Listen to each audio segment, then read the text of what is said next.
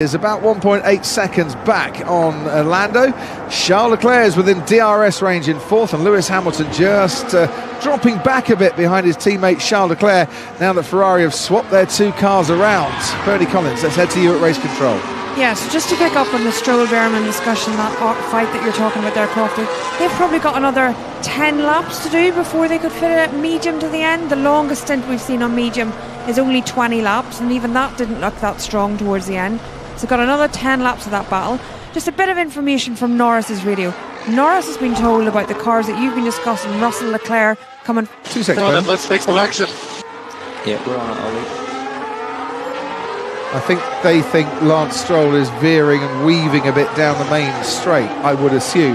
Back to you, Bernie. Yeah, so Norris has been told about Russell and Leclerc pushing on behind, and he's been told to use all the pace in the car, even if that means going flat out. So one to watch there to see how that progresses on the hard time. And just very quickly, Bernie, a lot of people, as we watch Charles Leclerc now, a lot of people will be waking up, scratching their heads and thinking, how is it Charles Leclerc's got that much more pace than his teammate, even though he's got a lot of his front wing missing?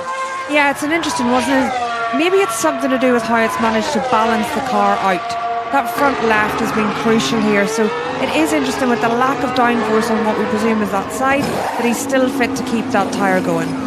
Thanks ever so much, Bernie. We assume it's still legal because race control haven't said anything about getting rid of that front wing. Talking of getting rid, Ollie Behrman's got rid of his hard tyre. This is the action that they've taken at Haas. They put a set of mediums on and he's back into the race in 17th place. Yeah, it's worked well for him to get it that far into the Grand Prix.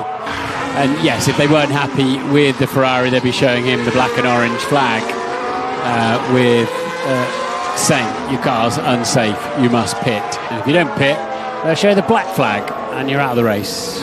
Which we don't want to see. Gabriel Bortoletto's been pretty much out of this race since the first lap, where he had that spin and the trip into the gravel. Comes in for his pit stop and back out to roundabout where Max Verstappen is on the track, or sorry, roundabout where Oscar Piastri is going to be in a few moments' time.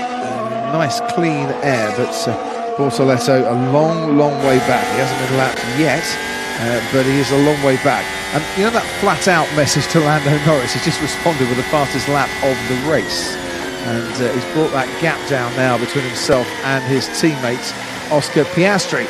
Well, Charles Leclerc holding on best he can through turn 2. You can see how much of a fight it is.